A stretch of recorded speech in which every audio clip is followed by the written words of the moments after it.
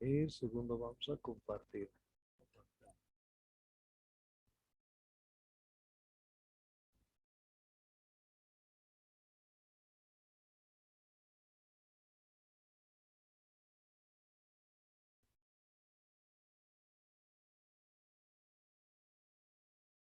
Ahora sí. Entonces todos estamos viendo la pantalla y no hay problema en el audio, ¿no? Perfecto. Entonces, nos vamos ahora a dedicar un poco a lo que es el enfoque diagnóstico en cardiología. Dice que el diagnóstico es el punto de partida en la formulación estratégica, se construye a partir del análisis de la situación, permite priorizar y entender a qué se debe solucionar. Recuerden ustedes de que el primer trabajo que van a tener es en emergencia, en algún lugar de emergencia. Ese va a ser posiblemente el primer trabajo de ustedes que puedan hacer.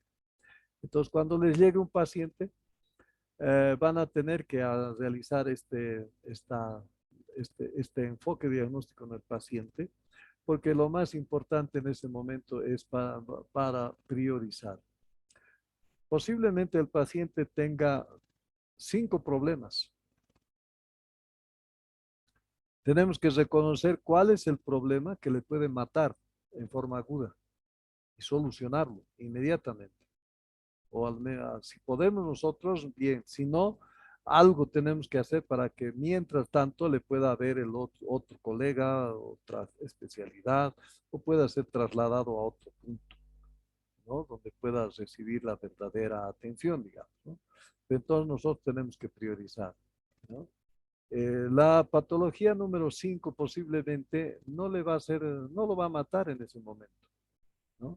Entonces, es para eso que nosotros tenemos que hacer el enfoque diagnóstico del paciente, ¿no? Tenemos que realizar, tenemos que ver cómo está para formular estrategias, para construir después de un análisis de la situación y, y lo más importante que nos permite priorizar y entender qué se debe solucionar en ese momento, ¿no? Entonces, en el mundo actual ha habido importantes descubrimientos científicos y una evolución acelerada en la tecnología, ustedes ya lo saben más que yo, lo que permite un diagnóstico y tratamiento más efectivo de las enfermedades, entre ellas las cardiovasculares. La cardiología es una de las ramas de la medicina en donde se logra un mayor porcentaje de certeza en el diagnóstico. Desde que hemos empezado la materia de cardio, yo les he dicho de que cardiología es una rama de la medicina y de ella es la más sencilla, la más práctica. Ahora a eso se suma que es la rama donde se logra el mayor porcentaje de certeza de diagnóstico que en cualquier otra rama de la medicina interna, ¿no? Entonces, esa es la cardiología. ¿Cómo me tengo que plantear en general el diagnóstico? Tengo que tener presente factores de riesgo cardiovascular. En una historia clínica siempre tengo que ir a buscar factores de riesgo cardiovascular para definir si realmente hay posibilidad o no de que este corazón esté enfermo, ¿no? Reconocer y evaluar los síntomas y signos cardiovasculares cardinales, ¿no? Tenemos que evaluar cada síntoma y signo, su valor para poder llevar adelante y poder hacer un diagnóstico. Integrarlos en síndromes o entidades nosológicas. Cuando los síntomas y signos no podemos encontrar una etiología, entonces va a ser síndrome. Y cuando estos síntomas y signos que estamos evaluando y con factores de riesgo ya hay la posibilidad de que haya una etiología, entonces se vuelve en enfermedad. ¿Sí? Tenemos que ratificarlo con los estudios complementarios, básicamente, ¿no? Todo tiene que ser complementado para que pueda dar el sustento de lo que ustedes están pensando en lo relacionado a la historia clínica hasta este punto, ¿sí? Para ello, ustedes tienen que conocer la sensibilidad y la especificidad de cada método relacionado con la patología estudiada. ¿Es bueno? ¿Es malo? No, no tenemos que utilizar métodos que sean ambiguos, No tenemos que utilizar métodos que no nos den nada. Por tanto, podemos pensar que no hay enfermedad cardiovascular. Entonces, tenemos que estar bien informados de cuál es la sensibilidad y la especificidad de cada método complementario. Ahora, esto no solamente es en cardiología, ¿no? Esto también es en toda la rama de la medicina, incluida la cirugía, porque hay exámenes especiales que se tienen que hacer sí o sí de acuerdo a su especificidad y sensibilidad para llegar a apoyarnos en el diagnóstico. Debemos aplicar las guías vigentes de diagnóstico y tratamiento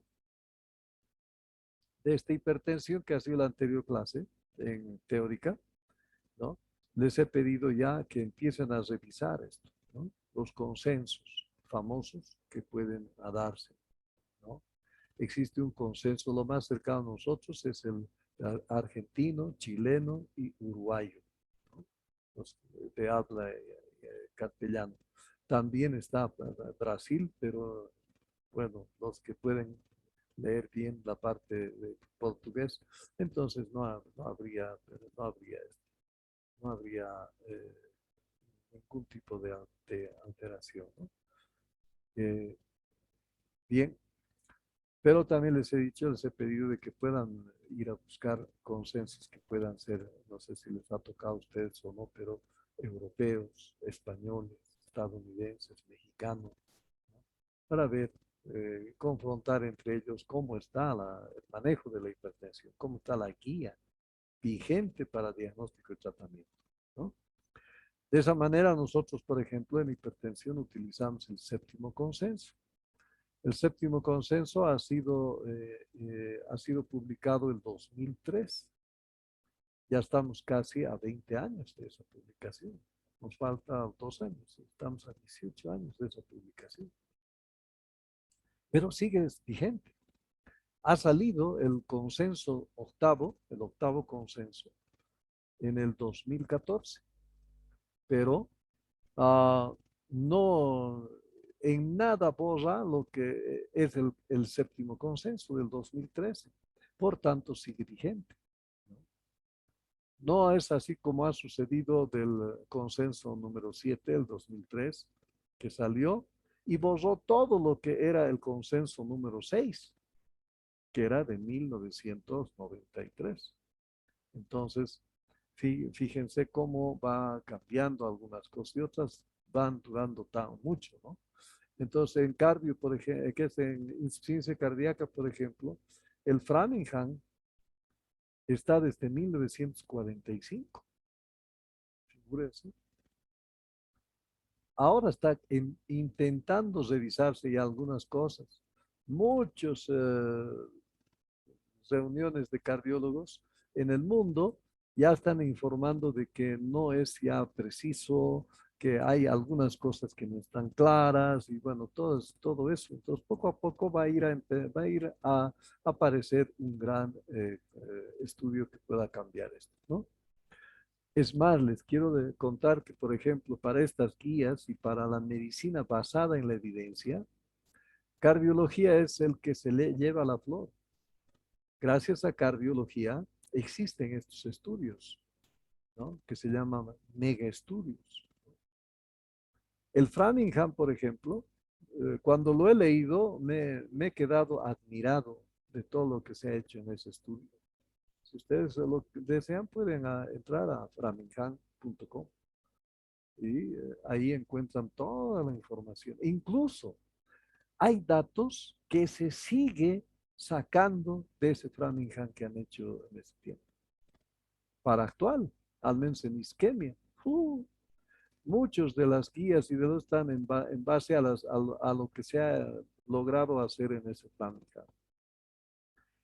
Me ha admirado de ese estudio porque es un estudio que creo que nunca más se lo va a poder hacer igualito. Jamás se lo va a poder hacer igualito. ¿Por qué? Primero, había sido Framingham una ciudad, como si eligieran La Paz, por ejemplo. Pero desde el momento que han empezado el estudio en La Paz, nadie ingresaba a La Paz y nadie salía de La Paz durante 50 años. ¿Qué les parece? Tremendo. Y empezaron a hacer una serie de cosas. Para insuficiencia cardíaca, por ejemplo, han decidido lo siguiente: hacer tres grupos de pacientes. Un grupo que cuando empiece en insuficiencia cardíaca reciba digoxina y diurético, que en ese entonces era el tratamiento que se estaba haciendo, ¿sí? Y estaba apareciendo el enalapril. Entonces, había otro grupo al quien le tenían que colocar solamente enalapril, ya no digoxina ni diurético. Y un tercer grupo que defina entre los dos, que no va a recibir nada. Tiene insuficiencia cardíaca y no va a recibir ningún medicamento. ¿Se imaginan? ¿Se imaginan que tres, tu primo, tu tío y tu abuelo enfermen de insuficiencia cardíaca? A uno le den el tratamiento que en ese tiempo se estaba haciendo. Al otro, que experimenten con él qué pasa con el enalapril. Y a un tercero, ¿cuál habrá sido tu abuelo o tu primo? No le den nada. ¿Y han visto? ¿Han visto en qué tiempo se muere el que no recibe nada? ¿No? O si sale adelante sin nada, ¿no? Lo estudian y los otros también estudian y de tal manera de que ahí sale de que ya hemos empezado nosotros ya a cambiar la digoxina del diurético por el enalapril. Ahí está. Esa es una muestra. Pero pues se ha hecho a toda una población, se ha levantado estadísticas asombrosas. Factores de riesgo han salido de ese estudio de Framingham. ¿Cuáles son los? Y de ahí está el famoso, no sé si ustedes conocen, en cardiopatía isquémica se muestra un cuadro para poder definir cómo está la situación en 10 años para un infarto, porque ellos han visto en 10 años cómo se infartaba la gente, ¿no? Entonces han dicho que la edad y el sexo es prominente. Han dicho de que el fumar y tener alteraciones de los lípidos es completamente importante y la presión arterial. Entonces, en eso se cruza y hay tablas de Framingham para poder definir de ti, por ejemplo, ahorita que estás según tu edad, el sexo, entonces puedas definir si tienes o no tienes riesgo de aquí a 10 años. ¿Ah? Entonces, figúrense, pero aún así sigue. Hay algunos estudios recientes que entran ahí, sacan datos y con esos datos publican una nueva guía para alguna enfermedad, porque recién se están dando cuenta todo el servicio que tiene eso, ¿no? Figúrense ustedes, es realmente un estudio que es incomparable lo que se ha hecho con el Framingham. Bueno, de ahí salen estas guías, ¿no? Estas guías que ahora ya nos persiguen y pues si nosotros estamos tratando a un paciente y lo tratamos según una guía vigente, tenemos en qué respaldarnos. Ya no nos meten a la cárcel porque sí, ¿no? Más bien al revés, si hacemos algo que no está en la guía, nos pueden meter a la cárcel porque ya no está refrendado, a no ser que encontremos otro estudio con el cual nosotros nos podamos defender y podamos decir, yo utilizo esto por este estudio que lo presento ante ustedes para que lo puedan evaluar, digamos, ¿no? Pero la guía que se está manteniendo es la que realmente es de servicio para todo ello, ¿no? Entonces, eso es aplicar las guías vigentes de diagnóstico y tratamiento. Jerarquizar los diagnósticos, si hay varios. Ya habíamos dicho adelante que lo más importante del enfoque diagnóstico es descubrir cuál es la patología que puede matarlo ya no más. Y de esa manera se hace el tratamiento, ¿no? Bien, entonces nosotros, ¿a qué nos abocamos en el enfoque diagnóstico? Nos abocamos a una historia clínica, bien hecha, por supuesto, a un análisis de laboratorio que puede ser de rutina o específico, ¿sí? Rutina es cuando es un corazón sano y nosotros queremos ver cómo está el resto de su organismo y ver si hay algún otro factor de riesgo cardiovascular. entonces podemos ser de rutina. Pero si estoy, por decir, frente a una posibilidad de una enfermedad de Chagas, entonces ya tengo que utilizar específicos. Y ustedes saben que aquí tengo que utilizar el ISA Chagas, el IFI Chagas y el HAI Chagas. Pedir los tres porque la norma actual indica que dos de ellos tienen que ser positivos. No interesa cuáles, pero tienen que ser dos positivos. Listo, ya está. Ahora, puedo utilizarlos de rutina, por supuesto, ¿no? El examen general de orina, el hematocrit, que es el examen hemático completo, todo lo demás, ¿no? Y buscando otros factores más. Pero ya el específico es eso, ¿no? Ahora, si yo estoy sospechando más bien de poliglobulia o eritrocitosis de altura o secundaria a otra cosa, ¿no? Entonces, de rutina era el hemograma. Ahora ya se convierte específico. Pido hemograma. ¿Por qué? Porque debo tener un método complementario que me apoye en que realmente lo que estoy encontrando en la clínica es eritrocitosis. ¿Sí? ¿Ya sí? Entonces, luego vienen ya las pruebas de gabinete. Electro, radiografía, eco, prueba de esfuerzo, estudios radionúclidos, resonancia magnética, tomografía computarizada, cateterismo, estudios electrofisiológicos, holter de presión y de arritmias. Esto es parte. Hay muchos otros más, pero estos son los que están indicados aquí. Nosotros en práctica nos hemos dedicado a desglosar bien electrocardiograma y radiografía.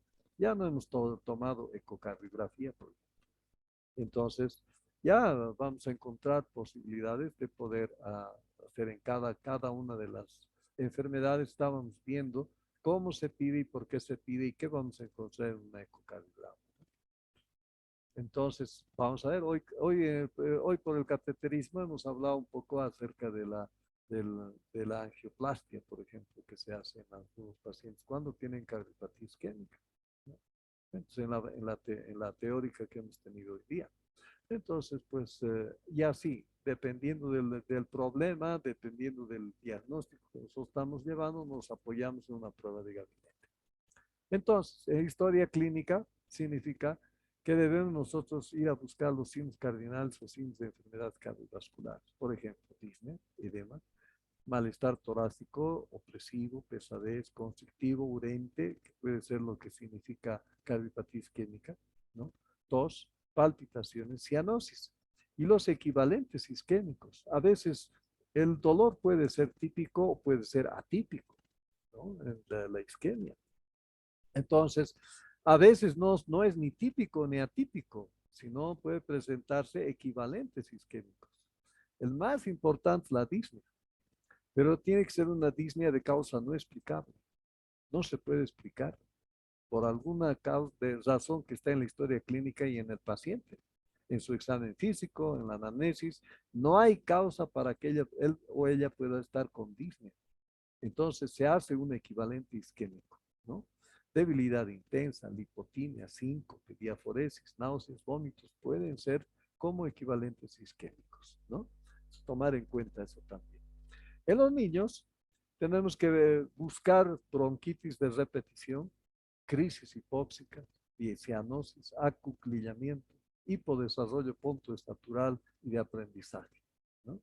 Si en el niño y desde el recién nacido, tenemos que buscar a través de la anamnesis, pero indirecta, es decir, con la madre. Esto es preguntar a la madre, ¿no? Nosotros ya no nos metemos los cardiólogos de adultos de cardiólogos de niños, porque antes sí, antes no había la especialidad de cardiopediatría. Ahora existe, así que ellos ya son los que ven esto y nosotros adultos vemos solamente lo que deja una vez que ya sale de la pediatría, ¿no? Si no se ha resuelto, entonces ese problema va a seguir en su juventud y en su madurez y vejez. Ahí sí a nosotros tomamos en cuenta, ¿no? Y muchas cosas deberían haberse solucionado ya antes, ¿no? En la etapa de niño, en la etapa de más temprano. Entonces tenemos eso. Entonces, los datos de exploración del área precordial, nosotros tenemos que ubicar como hemos visto, los 4 focos, 5 focos principales, ¿no?, de auscultación: el aórtico, el pulmonar, el accesorio aórtico, el tricuspidio y el de la punta o llamado también mitral. Sus respectivas transmisiones, ¿no?, irradiaciones. Del foco mitral se puede irradiar al foco que es aórtico accesorio, e inclusive puede llegar hasta el aórtico, pero ya no sobrepasa más allá. Es decir, si yo escucho en el cuello un soplo, eso es irradiación de la aorta, no hay otra, no tiene otra situación, ¿sí? Igual de la tricúspide, puede irradiarse el soplo hasta la mitral, pero el de la mitral se puede irradiar a la axila. Sin embargo, el de la tricúspide no puede llegar hasta la axila. Es decir, yo escucho un soplo en tricúspide, pero también escucho un soplo en mitral. Entonces, lo único que hago para definir cuál es quién, entonces escucho axila. Si en axila hay soplo, entonces el soplo es mitral. Y la irradiación también puede ser a foco tricuspídeo. O puede ya ser los 2 tipos de soplo, de 2 tipos de lesión, ¿no?, tanto de la tricúspide como de la mitral. Pero si no escucho en la tricúspide, definitivamente el soplo que estoy escuchando en mitral no es de la mitral, porque está irradiándose de la tricúspide, ¿sí? Entonces aquí hay una sola lesión, tricúspide, nada más. Aunque esté escuchando 2 soplos, incluso una en mitral, ¿no? Entonces, de esa manera me ayuda a resolver si es o no es una patología que yo estoy escuchando propiamente en el foco, ¿no? Tengo que ver y reconocer también estas transmisiones. Tamaño aproximado del corazón, que se hace a nivel de la percusión, que hemos dicho, ¿no? Anormalidad de los ritmos cardíacos en su frecuencia, intensidad y ritmo. Eso tenemos que escuchar aquí en estos focos. Los fenómenos auscultatorios agregados, como los soplos, chasquidos, desdoblamientos, frote, galope, y como los ruidos especiales de las prótesis, ¿no? Cuando ya tiene prótesis una persona, su ruido cambia diferente. Ya no es un ruido normal, es ruido metálico. Entonces eso tenemos que nosotros discutir, ¿no? Y vamos a ver entonces cómo podemos desarrollar esto. No sé si esto les he dado en el examen de hoy,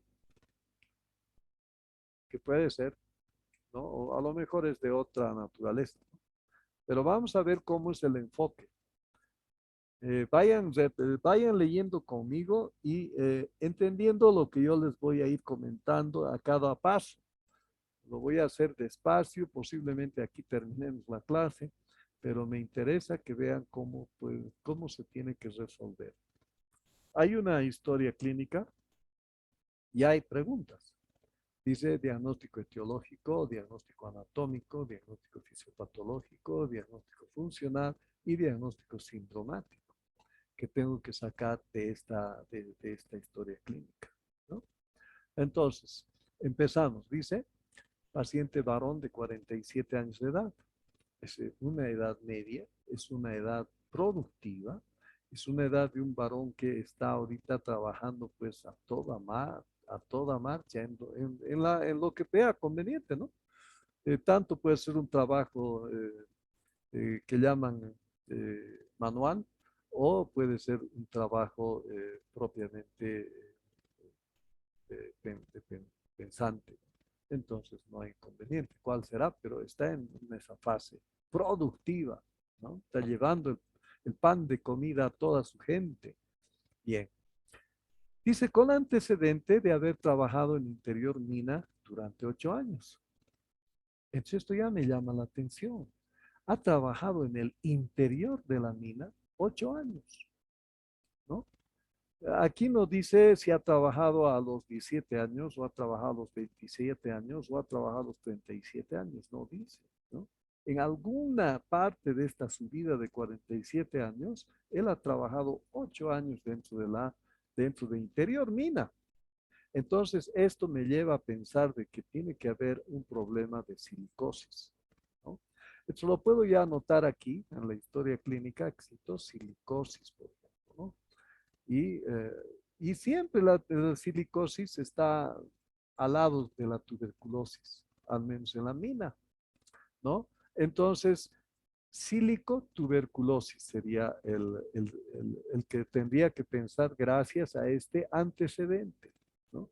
Ahora, no sé si es el válido o no, todavía, pero ya me está sonando un antecedente, ¿no? Si yo digo, ya debe ser esto que está alterando todo, entonces yo tengo que tener en la auscultación completamente una auscultación propiamente de un paciente que ha dejado ha pasado por tuberculosis y este problema. Y además que ya el ventrículo derecho debe estar completamente alterado, malito, porque esto ataca a ese lado, ¿no? A ese lado ataca. Entonces, veré qué pasa con el resto del este, ¿no? No fuma. Ah, peor hubiera sido que fume, ¿no? Entonces, sobre el problema que tiene de mina, al fumar es otro más, ¿no? Pero más bien ahora no tiene. Está muy bien. Bebe ocasionalmente hasta llegar a la embriaguez. No dice la frecuencia, ¿no? ¿Qué tal que beba todos los días hasta el estado de embriaguez? Es diferente a que beba 2 veces al año, ¿no? Es diferente de que beba todos los fines de semana hasta la embriaguez. Entonces hay todavía datos que me están faltando aquí, pero eso sí, el beber ya es otro factor de riesgo cardiovascular. Entonces ya tiene un factor de riesgo como bebedor y otro que no tiene como fumador. El trabajar en interior mina no es factor de riesgo. Eso es posibilidad de la etiología de este caso. Si resultara ser esto, entonces aquí está la etiología, ¿no? Bien, dice, hace 20 años, miren, ¿ve? Sufrió de tuberculosis pulmonar. Sobre la silicosis, la tuberculosis, ¿sí? Entonces, ya hay este otro dato. Recibiendo tratamiento durante 9 meses. Esto me señala qué esquema has recibido. Y este es un esquema de fin de siglo del año, de fin de siglo del 2020, ¿no? Ahora ya estamos en el siglo XXI. Entonces, este era de ese tiempo, ¿no? De 1990, 98, todavía se ha mantenido, porque ha pasado el milenio y ha empezado a haber otro tipo de esquema que ya son de 6 meses. Y no sé si ahora se mantiene el de 6 o creo que ya ha bajado también. Bueno, 4 puede ser que hayan bajado, no sé. Eso ya lo verán ustedes en sus clases de neumología, ¿no? Pero este era que ha cumplido, parece bien, no hay problema. Habiendo cumplido con todo el esquema recibido, ¿no? Entonces ha cumplido bien la tuberculosis. Bien. Ingresa, dice, por cuadro de 2 semanas de evolución, con edema en miembros inferiores y disnea de medianos esfuerzos. Aquí ya se me presenta 2 signos menores de insuficiencia cardíaca, ¿no? Edema en miembros inferiores y disnea de medianos esfuerzos, ¿sí? Muy bien. Entonces ya está empezando a ver, posiblemente en mi fisiopatología dice, ¿no? El haber trabajado en interior mina, más la tuberculosis que ha sido tratada, ¿sí? Está llevando a un problema del lado derecho. Hipertensión arterial pulmonar y después claudicación del ventrículo derecho, cor pulmonar, ¿sí? ¿Por qué? Porque ya está teniendo edema en miembros inferiores y la disnea ya es de medianos, después está progresando, ¿no? Bien. Al examen físico, paciente cianótico, claro, ha trabajado en interior mina, ha sufrido una tuberculosis, ese pulmón debe estar destrozado, ¿no? Y por tanto está haciendo poliglobulia y aparte cianosis, ¿no? Taquipneico, quiere decir que está con latidos de más de 100 latidos por minuto, ¿no? Ah, sí, no, esto es respiratorio, ¿no? Taquipneico es respiratorio, entonces está por sobre 24 respiraciones por minuto, este paciente, ¿no? Muy bien.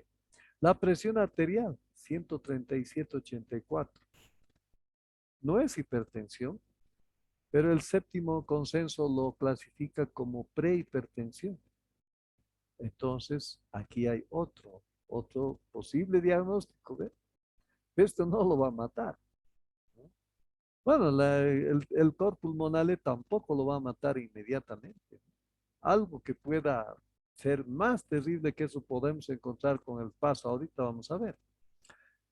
Bien, entonces, frecuencia cardíaca 94 latidos por minuto regular. No hay arritmia, está dentro de lo regular todavía, aceptable. Cuello con ingurgitación, dos cruces. Ya tenemos el primer signo mayor de insuficiencia cardíaca. ¿Sí? Muy bien. Ya tengo dos menores. Aquí nomás ya puedo definir de que hay insuficiencia cardíaca, ¿no? Entonces, síndrome o un diagnóstico fisiopatológico, ¿no? Veremos el cual. Si no hay causa, se convertirá en síndrome de insuficiencia cardíaca, porque no hay una causa que razonablemente pueda explicar. Pero si hay la causa razonablemente explicable, entonces pues cambiamos, ya es una enfermedad. Precordio con latido paraesternal derecho bajo. ¿Qué quiere decir? Que el ventrículo derecho y la aurícula derecha están crecidos. Latido paraesternal derecho. Corazón con ruidos cardíacos rítmicos. Segundo, ruido pulmonar reforzado. Entonces hay hipertensión arterial pulmonar, que es el que está haciendo claudicar al ventrículo derecho. Soplo mesosistólico 3/6 en área tricuspidia. Listo. Hasta aquí ya está definido el cor pulmonar. La etiología, la silicotuberculosis. ¿Sí? Bien. Pulmones con abolición del murmullo vesicular en subescapular derecha. Quiere decir que hay un derrame pleural. Y derrame pleural es también signo menor de insuficiencia cardíaca. Entonces, ya tengo tres signos menores de insuficiencia cardíaca y tengo un signo mayor que es la incurgitación yugular, ¿no? Estertores crepitantes en el subescapular izquierda donde no hay derrame. Entonces estamos encontrando un tercer signo mayor de insuficiencia cardíaca. Hepatomegalia 3 centímetros por debajo del reborde costal derecho, esto es signo menor. ¿Sí? No asitis, edema de miembros inferiores hasta ambas rodillas, es decir, dos cruces, ¿sí? Con Godet una cruz y manos con acropaquia. ¿Qué significa esto? Esto es la, el cherry de este helado, ¿no? Es el cherry. ¿Por qué? Porque me está diciendo que es crónico de muchos años. El único que puede llevar a eso es la afección pulmonar, porque ha trabajado en interior mina, ha tenido tuberculosis pulmonar, y con esto cierro completamente y digo aquí, ¿cuál es mi diagnóstico etiológico? Sílico-tuberculosis pulmonar. ¿Cuál es mi diagnóstico anatómico? Cor pulmonar crónico. ¿Cuál es mi diagnóstico fisiopatológico de este paciente? Hipertensión arterial pulmonar, porque ahí ha empezado todo el problema para el corazón lado derecho. Indica el diagnóstico funcional de este paciente. Para ello utilizo la aja y la mija, ¿no? Entonces, principalmente aquí está con clase 2 de la mija. Pero miren, usted está clase 2 romano, mija, ¿sí? No está grado 2, peor todavía, grado 2 arábigo. ¿No? No está, no está. No está estadio 2, no está. Está clase 2 romano, mija. Entonces, pues si me preguntan, yo tengo que responder de esta manera. Si respondo de la otra manera en escrito, entonces, lógicamente, pues cuando yo digo clase 2, mija, eh, si hablo, los demás van a comprender, pero no van a entender, no van a, para saber si realmente yo sé, me dirá, a ver, escríbamelo, y yo tengo que escribir así, clase 2 de la Nija. Porque si escribo como estoy leyendo, clase 2 pero 2 arábigo, entonces me dice, usted no sabe. ¿Por qué? Porque él, la guía, nos señala que es clase 2 o más. Y en muchos exámenes, no sé, espero que no sean de los de ustedes, ¿no? Porque ustedes, con esto estamos varias veces hablando de la clase funcional. Entonces, pues habrán respondido de la mejor manera, porque hay otros que responden así, estadio 2 o grupo 2 o grado 2, incluso ponen hasta grado 2, mija, está mal, aunque lloren después, está mal. Indica el diagnóstico sindromático de este paciente, insuficiencia cardíaca derecha. Entonces, fijen y miren cómo se ha logrado llegar a estos diagnósticos, los 5 diagnósticos. Por eso decía al principio, la rama de cardiología en la área de medicina interna realmente se va a cumplir todos los diagnósticos de un paciente. En otras no se puede. En algunos ni se puede llegar al etiológico. Hay mucho de hilar todavía en muchas otras ramas, ¿no? Y, el anatómico de por sí es el que más se puede conseguir, se puede encontrar en todas las ramas, ¿no? Fracturas, coleridiasis, una serie de cosas que me están dando el diagnóstico anatómico, ¿sí? Entonces, el enfoque diagnóstico nos tiene que llevar a apuntar principalmente a estos 4, ¿no? Etiológico, anatómico, fisiopatológico y funcional. Pero siempre echamos mano del sindromático también, ¿no?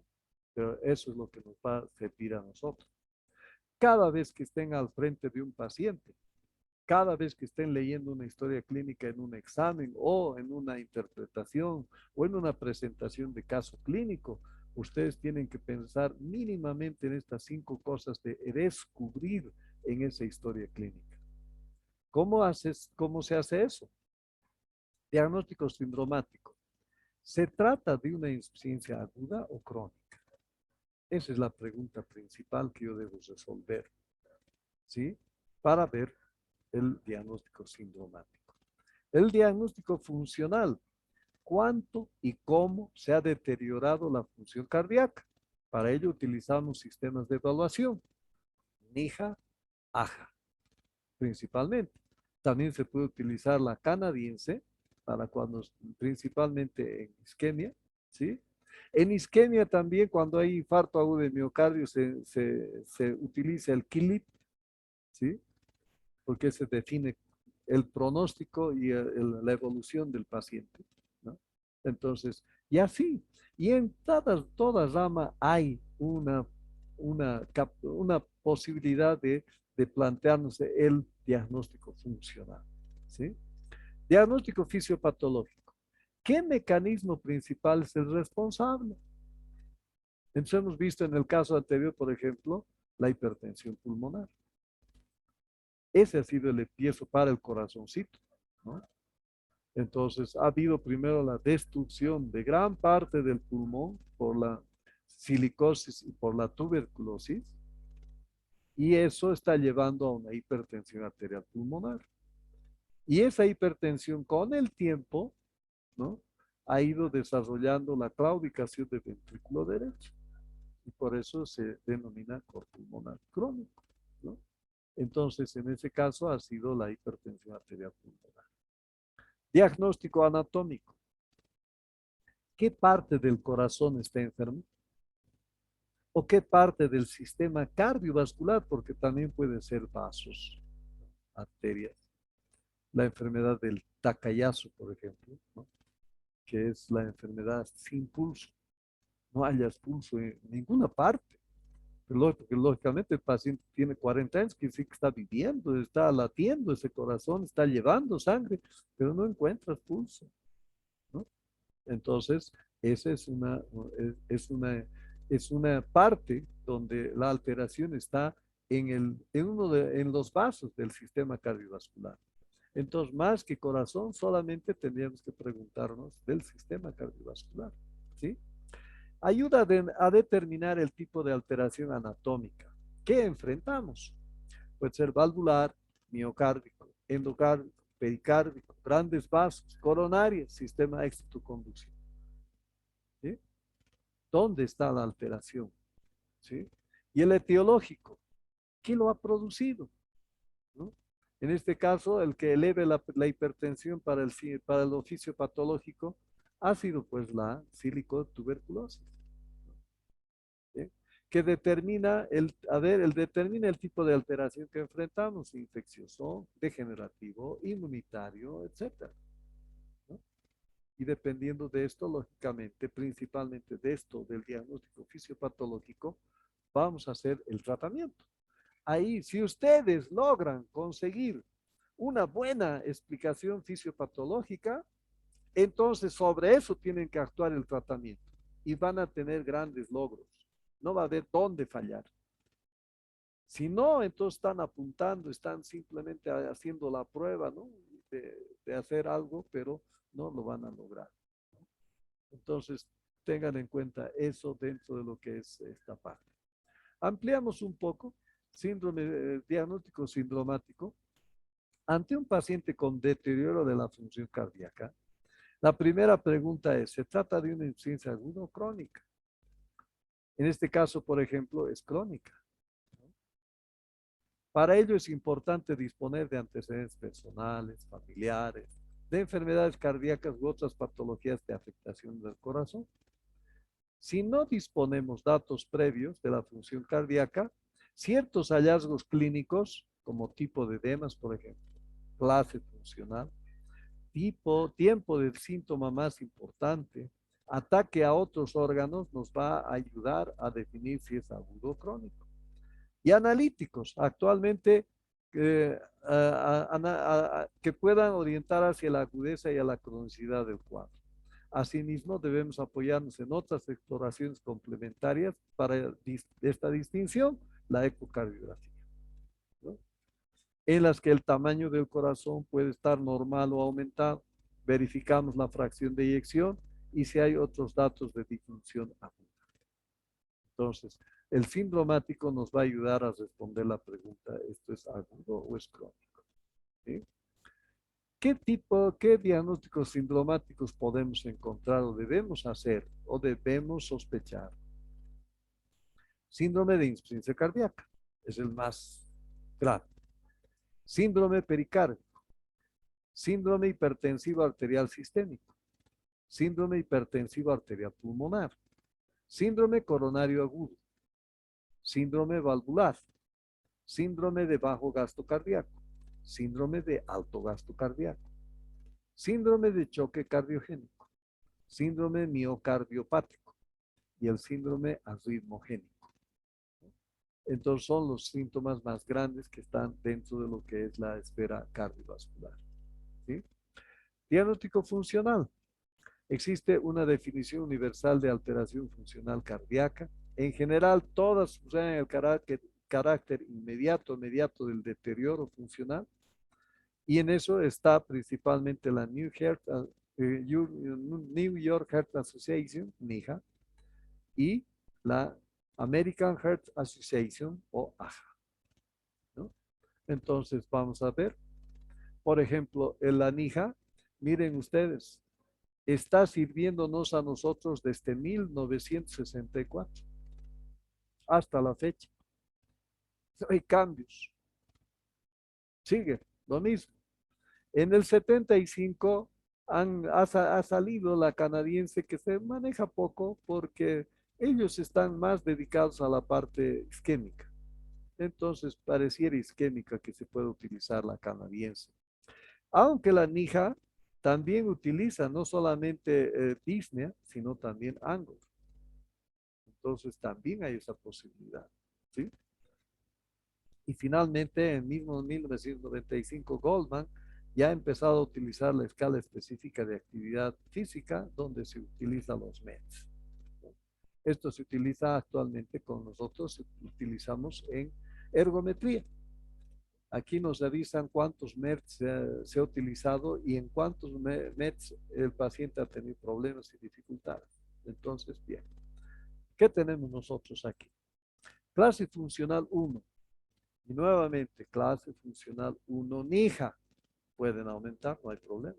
Pero así tiene que estar clase 1 o clase funcional 1, pero unos o más. Vuelvo a insistir.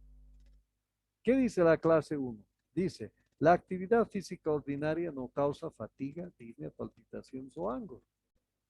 Pero ustedes dirán que es una actividad física ordinaria. Entonces, por ejemplo, de ustedes, ¿cuál es su actividad física ordinaria? A ver, den ejemplo, unos dos, los tres, un ejemplo cada uno.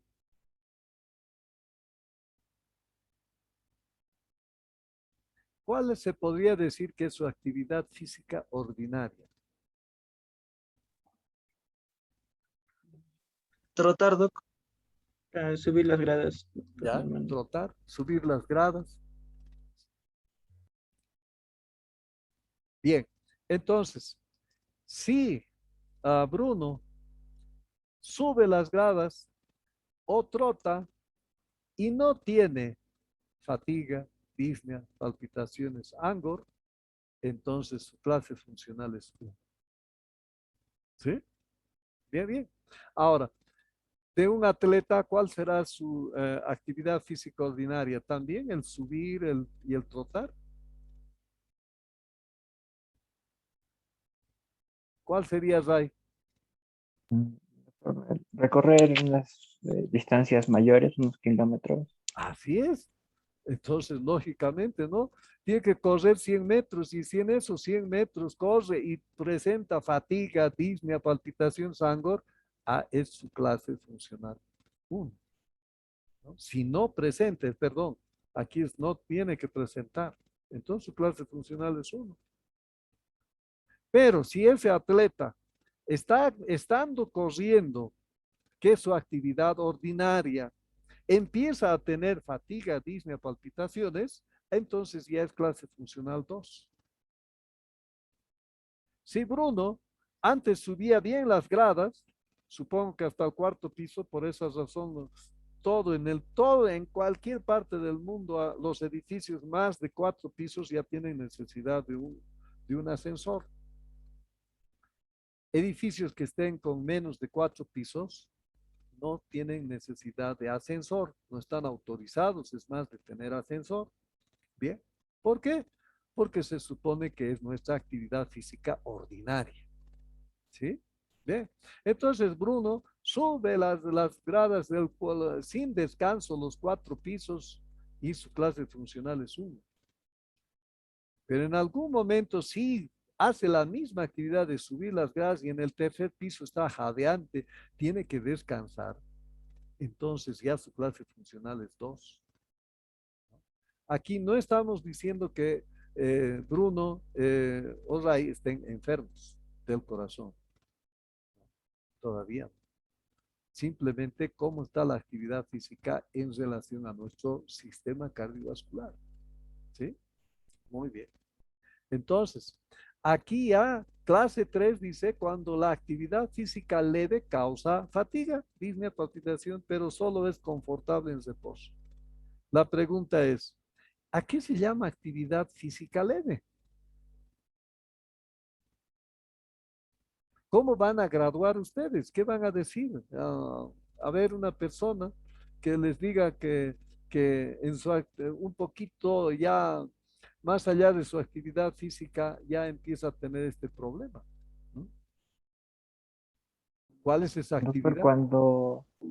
cuando se presenta Disney al abotonarse los botones de la camisa, cuando se cansa. Ya, un ejemplo bastante bueno. Entonces, vestirse o desvestirse. Normalmente Esa es una actividad física leve, que si produce disnea, palpitación o angor, entonces clase funcional 2. Tenemos otras más. Tender la cama, peinarse, comer, defecar, ¿no? Esas son actividades físicas leves, ¿sí? Entonces, si le ocurre que haciendo esas actividades ya presenta disnea, fatiga, angor, entonces clase funcional 3. ¿Por qué? Porque una vez que esté reconociendo eso, se va a quedar sin hacer nada, en reposo. Y va a sentir de que disminuye y mejora. Ya no siente ese cansancio. Entonces, clase funcional 3. ¿Sí? Clase funcional 4. Los síntomas se encuentran presentes en reposo. Aquí en reposo no hay. Ahora se ha profundizado más todavía porque en reposo sigue, ¿no? Sigue el problema. Es más, está en costado izquierdo echado. El solamente cambiar de posición le trae una fatiga y o un dolor o todas las cosas, ¿no? Entonces, eso es ya clase funcional 4. ¿Sí? La canadiense está básicamente en relación a al dolor, al ángulo, propiamente. Entonces, por eso dice eh, que la actividad física ordinaria no produce molestias, sí con esfuerzos no habituales. ¿Sí? Pero aquí es también esto ya también, ¿no? Entonces, por ejemplo, una persona normalmente hace trote, está subiendo las gradas, ¿no? Pero no sube todos los días como que corriendo las gradas, ¿no? Sube poco a poco, despacio, charlando a lo mejor con alguien, todas cosas, ¿no? Pero resulta de que hay una emergencia y tiene que subir, pero incluso ya subiendo de 2 en 2 grados, ¿no ven? ¿Alguna vez han hecho ustedes eso? Por apurado, seguramente. Y empiezan a subir de 2 en 2 o de 3 en 3 empiezan a subir. En ese momento, si aparece el ángulo, es clase funcional.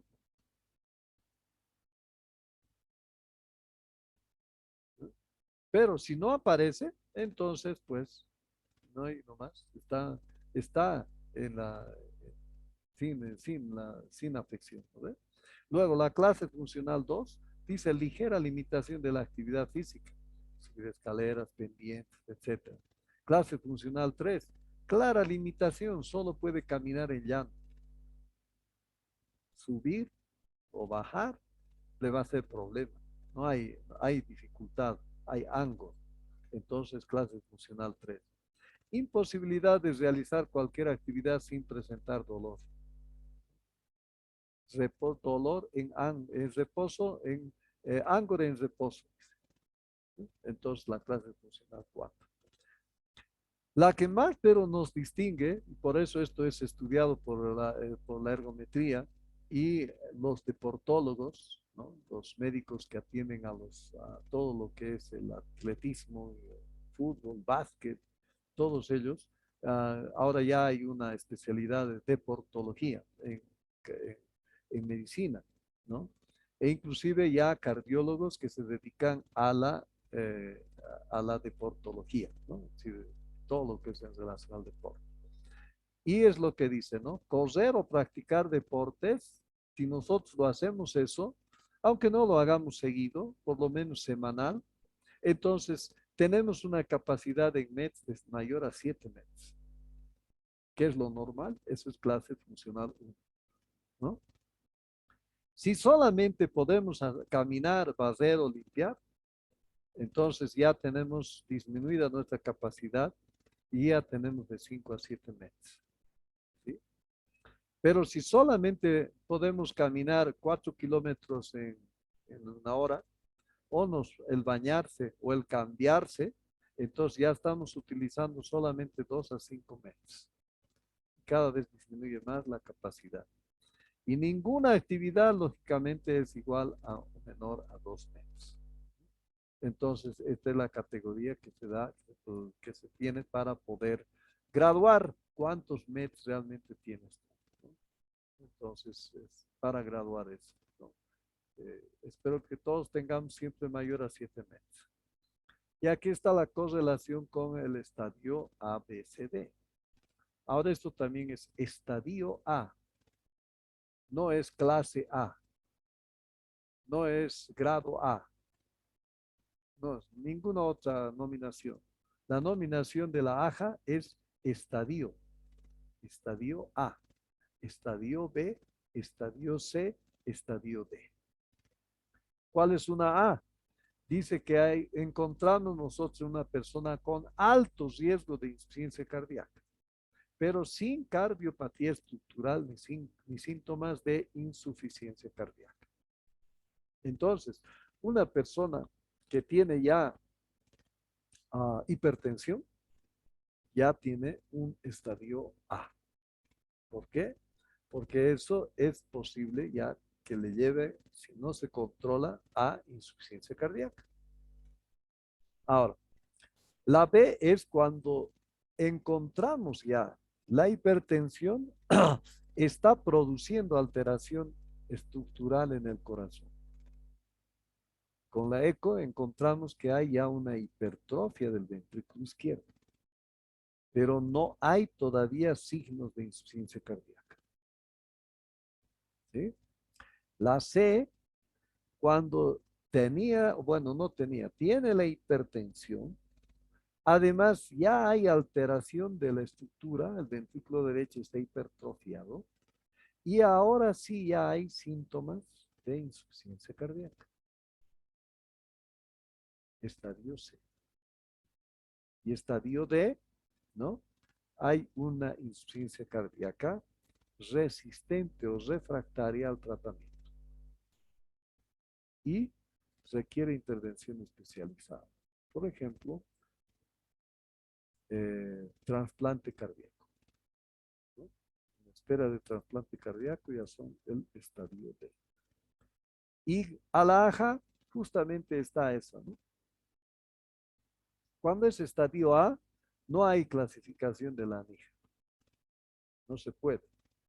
Porque para la NIJA necesariamente tiene que estar ya enfermito el corazón. Aquí es que no está enfermo el corazón. Hay un riesgo. Hay un riesgo. Por ejemplo, fuma. Ese ya es estadio A. Está fumando, con el tiempo eso le va a llevar a problemas de la hipertensión arterial pulmonar y después le va a llevar a una claudicación ventrículo derecho. Entonces, en ese momento NIJA no hay, NIJA cero. No hay NIJA cero, pero entonces no se puede definir NIJA. Cuando ya esté en estadio B, sí hay posibilidad de que pueda estar en NIJA 1, ¿no? NIJA 1 y estadio B. La C, hay varios, ¿no? En la C puede ser NIJA 1, puede ser NIJA 2, NIJA 3, NIJA 4, cualquiera de los 4 pueden estar acompañando al estadio C. Y el D, solamente el 4. Entonces, esa es el cruce en estas dos grandes escalas que nosotros tenemos para poder ayudar a definir la función del corazoncito. ¿Cuál es su estado funcional del corazoncito? ¿Sí? Diagnóstico fisiopatológico. Muy interesante. Para intentar dilucidar la causa de la cardiopatía, la primera prueba a realizar es una ecocardiografía para descartar un origen obstructivo. Además, nos dará información sobre la morfología, el tamaño cardíaco y su función, y propiamente la alteración anatómica que está produciendo la enfermedad. El siguiente paso para averiguar si se trata de una alteración endocárdica, miocárdica, pericárdica, vasos como arterias, aorta pulmonar, coronaria, y para ello una anamnesis y exploración física minuciosa acompañada de una radiografía PA de tórax y una analítica adecuada. Finalmente, las alteraciones del mecanismo de compensación, como los de precarga, poscarga, dilatación, hipertrofia, ¿qué explicaría esta alteración? Entonces tenemos que tomar en cuenta por eso se tiene que hacer el diagnóstico patológico. Y además, para hacer el tratamiento que hemos dicho, ¿no? Anteriormente, cuando no conocíamos nada de COVID, y el COVID ha empezado a matar cantidad de gente, recuerdo ustedes, de la misma China y después saltó a Italia, ¿no? Y después lograron los italianos hacer una necropsia que aparentemente hasta ese momento estaba prohibido por la OMS. Entonces logran hacer y descubren que en todos los muertos hay una coagulación vascular, intravascular diseminada, pero brutal. Entonces empiezan a analizar que la fisiopatología del COVID es la respuesta ampliatoria que tienen a nivel de lo inmunológico y que esto llevara que es a estimular el sistema de coagulación. Y por esa razón se empezó a utilizar anticoagulantes. Con eso, principalmente en Italia, bajó drásticamente la mortalidad de los pacientes. Y eso a nosotros nos salta y empezamos nosotros también a tener esta posibilidad de acuerdo a los niveles de tímero D que pueden mostrar. Ahí está, estoy utilizando un complementario, ¿no? Pero con alta, que es sensibilidad y especificidad para que me demuestre la posibilidad de coágulos dentro del sistema cardiovascular, ni siquiera propiamente corazón, sistema cardiovascular. Entonces, ¿no? Ha habido números, ¿no? Al principio se ha dado solamente a los que tenían mayor a 1500. Después se ha empezado a bajar solamente a los que tienen más de 1000. Y después, inclusive ya en 500 se ha empezado a dar ya el anticoagulante. Entonces, eso es conocer la fisiopatología. Y esa fisiopatología me está llevando a determinar qué debo hacer, dónde voy a atacar en el tratamiento, ¿no? Entonces, pues de esa manera se va haciendo eso, ¿no? Ah, lo mismo ocurrió con esta vacuna que actualmente estamos teniendo nosotros, ¿no? Así como tercera dosis han dicho que es la AstraZeneca. Y la AstraZeneca ha tenido dificultades, a pesar de que ha habido dificultades en sus primeros meses de la vacuna. Después ha sido suspendida momentáneamente, pero después ha vuelto a ingresar. Vamos a suponer que en ese corto tiempo que han suprimido, los investigadores causantes de la AstraZeneca han averiguado y han visto por qué se estaba dando los coágulos intravasculares en los pacientes que han sido vacunados. Entonces, aparentemente, ha habido esto, ¿no? Ha habido una mejora de la vacuna que actualmente ya nos estamos colocando. Pero, pues un poco da ese miedo, ¿no? Y principalmente por la edad. Entonces, debido a esa cosa, entonces prefiero de que peque por exagerado y tomo mi anticoagulante unos días para evitar que haya esa posibilidad, que a lo mejor no va a haber, ¿no? Porque hasta ahora ya no se cuenta, ya no hay datos. Pero por esa razón, en lo personal, yo he hecho el tratamiento 4 días después de haber recibido la droga, ¿no? Entonces, vean cómo es el servicio del diagnóstico fisiopatológico. Y el etiológico. La cardiopatía ocurre a consecuencia de múltiples causas o etiologías. Por ejemplo, la fiebre reumática, que condiciona un fracaso de función cardíaca debido a lo que produce una lesión anatómica, estenosis mitral, y alteraciones de los mecanismos de compensación, la fisiopatología, ¿no? La precarga, la poscarga, la dilatación y hipertrofia están alterados completamente. Eso hace desde el punto de vista de quién ha empezado en el problema del corazón. La fiebre reumática, entonces bien, ¿no? Y aquí empezamos a ver lo que hemos revisado nosotros, ¿no? Pero creo que el tiempo ya estamos ya para pisarnos, entonces lo vamos a dejar aquí. Ahí empezábamos a revisar un poquito rápidamente las indicaciones que tenemos que hacer para pedir electro, radiografías y todos los otros, ¿no? Todos los otros. Pero si estamos nosotros justito a tiempo, 29, ¿no? Si estamos nosotros, hemos revisado esto principalmente en la práctica, ¿no? 5 clases de electrocardiografía, cosa de que es bastante bueno que han tenido ustedes. Y que es radiografías que también hemos visto, ¿no? La parte patológica y la parte normal. Por lo menos con eso tenemos la posibilidad de poderse llevar adelante. ¿Tienen alguna pregunta?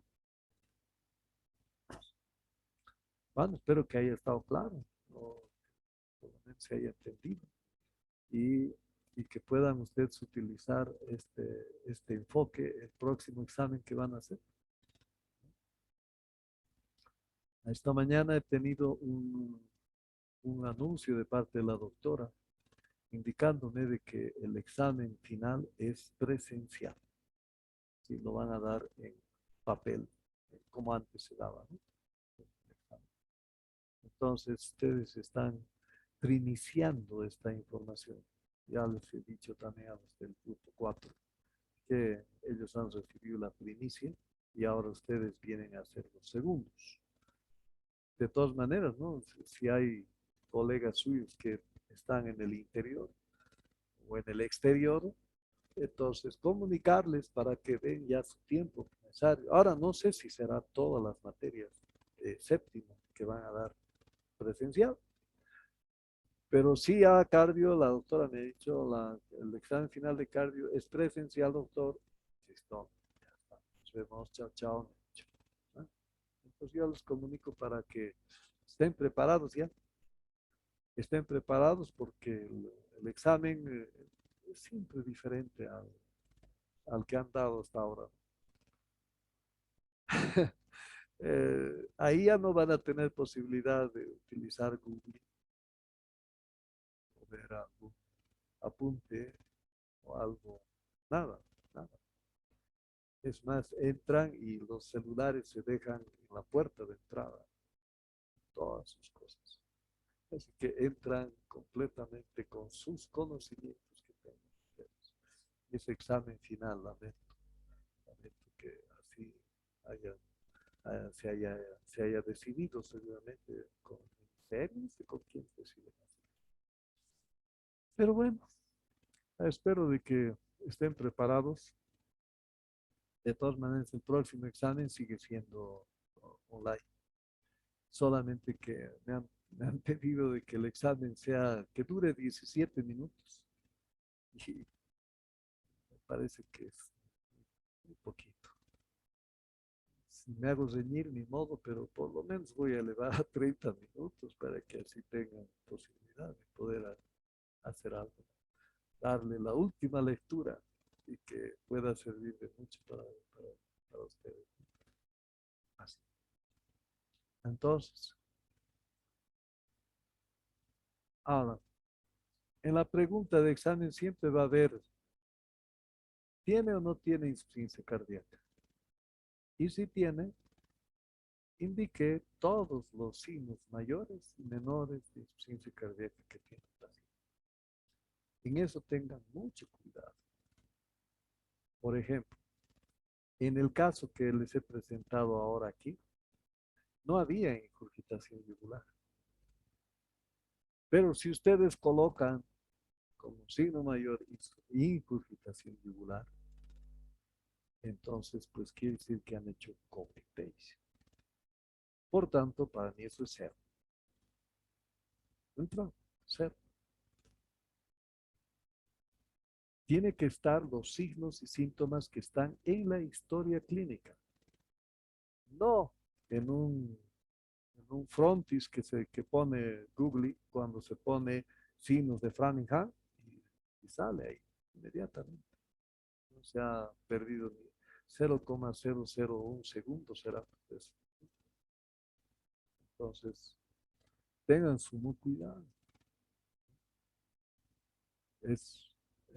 La respuesta es tácita, no hay necesidad de irse por más. Es 2, 3, 4 palabras. ¿Qué tiene ese electrocardiograma? Bueno, El anterior era una fibrilación auricular, es lo que más llamaba la atención. Entonces pone FA, es rapidito. No, no es, ya pueden escribir fibrilación auricular. Listo, también.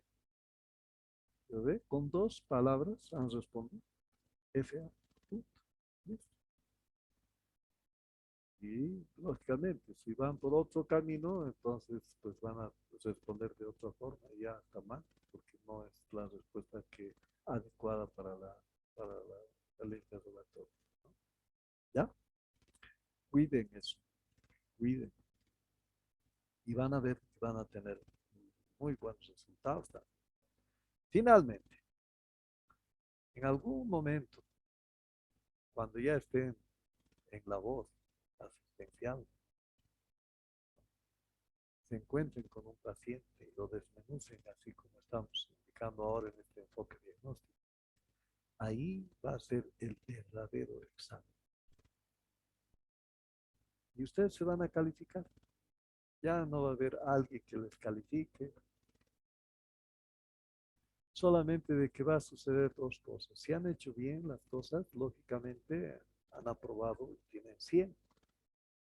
Eso va a valer que venga el familiar después de que pase todo y te diga, gracias doctor, gracias por ayudarlo a mi papá, gracias por ayudarlo a mi esposo. No sé, ¿a quién habrá sido la atención? ¿No?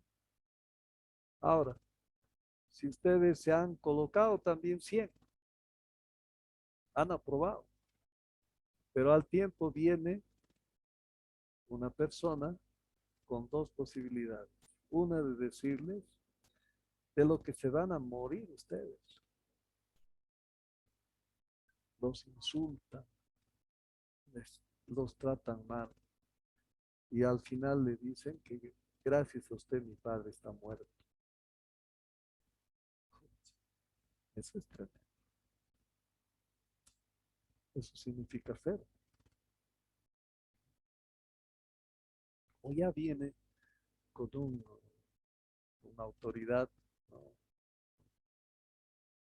Una autoridad de la Policía Nacional, donde inclusive ya les están para llevar a declarar. Entonces ya aquí ya no es el que el primero uno es inocente hasta que se demuestre lo contrario. Ahora es culpable hasta que se demuestre lo contrario. Entonces, y te llevan adentro.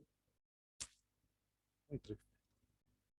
Así que elijan bien el camino y síganse preparando lo mejor que puedan. ¿Sí? Listo, jóvenes. Nos vemos. Me saludan a Malin, que es muy raro que no haya entrado. Me parece extraño. Siempre sabe entrar. Creo que es la primera vez que se falta. Pero de todas maneras le dicen que le ha extrañado y que le la saludan. ¿Ya? ¿Listo? Chao, chao. Nos vemos. Hola, doctor. Chao, Hasta chao. luego, doctor. Chao, chao.